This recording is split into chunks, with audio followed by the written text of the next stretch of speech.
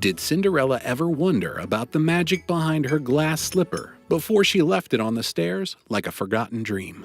Glass ranks high among the most stunning human inventions. Even if it's easy to break, it's hard enough to keep things afloat.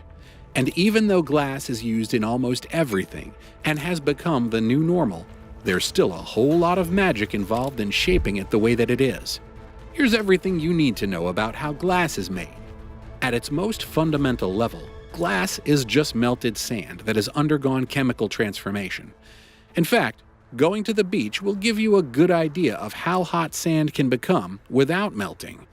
And that is exactly why the temperature required to turn sand into glass from its solid state is far higher than that of a typical sunny day. Basically, the process of making the transparent glass that we use today is actually rather straightforward. And in case you were wondering, it simply takes the correct combination of raw components to manufacture glass that is transparent.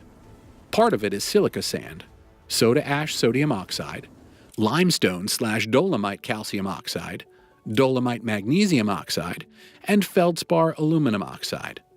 All of the components are carefully combined and then poured into a furnace that has been preheated to 1500 degrees Celsius. But is that it? Not really. Glass has been around for a long time, and its origins are thought to have been in Mesopotamia, circa 2500 BCE at the earliest.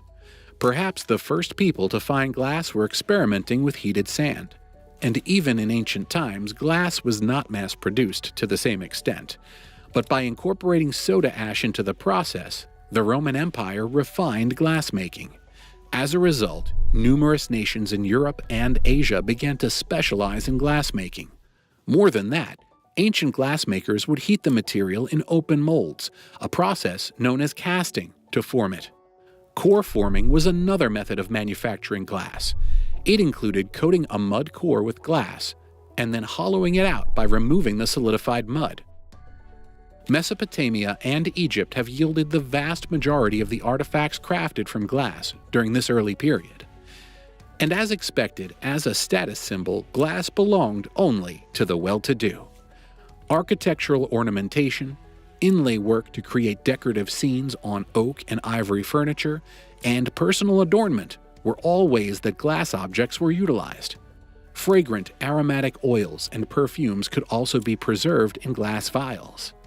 From there onwards, glass-making centers started to spring up all across the Mediterranean as time went on. The Phoenicians traded perfume pots made of core material all throughout the Mediterranean during the Iron Age. The Latene people of Central Europe were interred with glass beads and bracelets. The Greeks played around with colorless glass, and the Etruscans of Italy created glass containers. Meanwhile, the Hellenistic era, which began in the 3rd century BC, saw the rise in popularity of a new technique, mosaic glass. In order to make vessels and inlays, glass artisans would cut rods and canes into smaller pieces, arrange them into patterns, and then fuse them together. Eventually, various additives were added to the process to alter the color of the glass or make it more durable. Leaded or crystal glasses, for example, employ lead as an addition. The glass seems to sparkle because the lead has superior reflecting qualities. There are a lot of ornamental patterns that can be cut out of this type of glass. At the same time, boron alters the electrical and thermal characteristics of glass, making Pyrex glassware resistant to both high and low temperatures. Then we have lithium oxide. It is utilized to create high-quality eyeglass lenses due to its exceptional light-reflecting characteristics. Because of its radioactivity, thoriated glass is no longer used. Additionally, iron is a component of many heat-absorbing filters, including those found in movie projectors, which help to absorb infrared light. Also, there is a wide variety of chemicals that can be used to change the color of glass, known as color additives. Plus, the glass isn't really clear, it's actually green. Making totally transparent glass is a huge challenge. So one way to color glass is with metals and oxides. Since open fires couldn't generate enough heat to melt sand, furnaces were employed instead.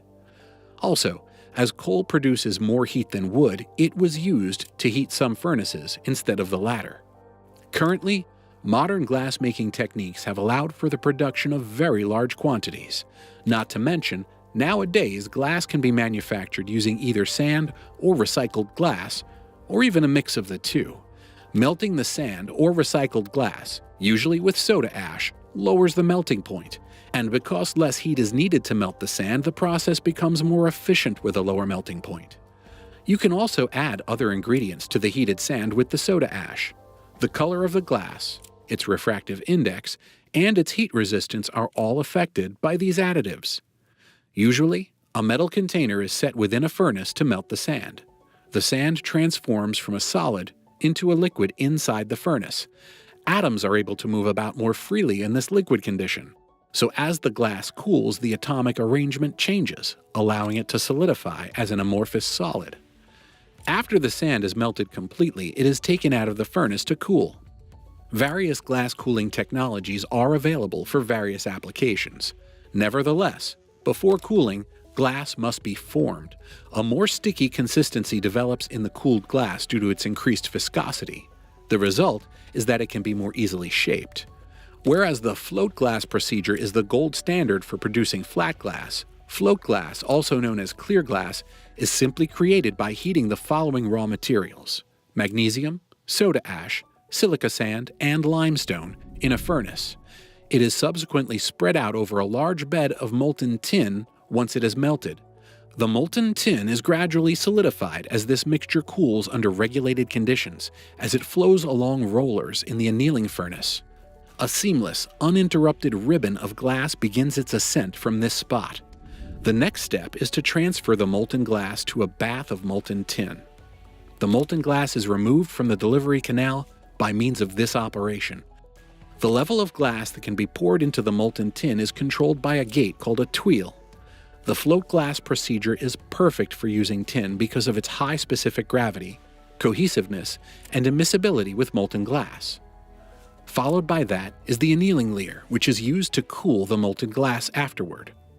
Using a temperature gradient, an annealing layer oven is essentially a long furnace, and there, the floating glass is annealed or cooled gradually.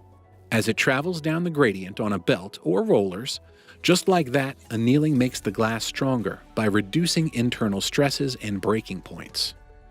Not to forget, the elimination of internal stresses in glass is another purpose of annealing.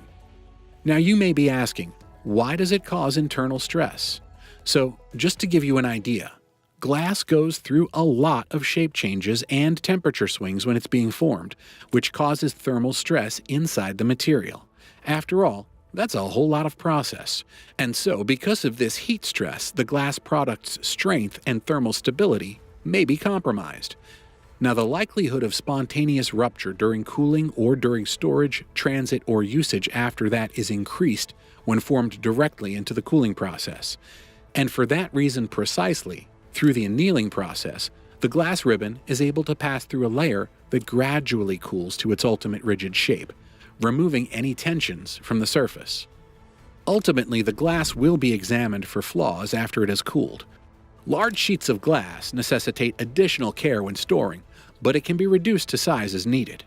Other than that, to get the manufactured glass to the exact size needed, diamond wheel cutters are utilized. But how? Simply put, the computer system determines the most efficient way to cut the glass based on the customer's specifications, which minimizes wastage. And voila! Glass is all ready, and ready to sparkle.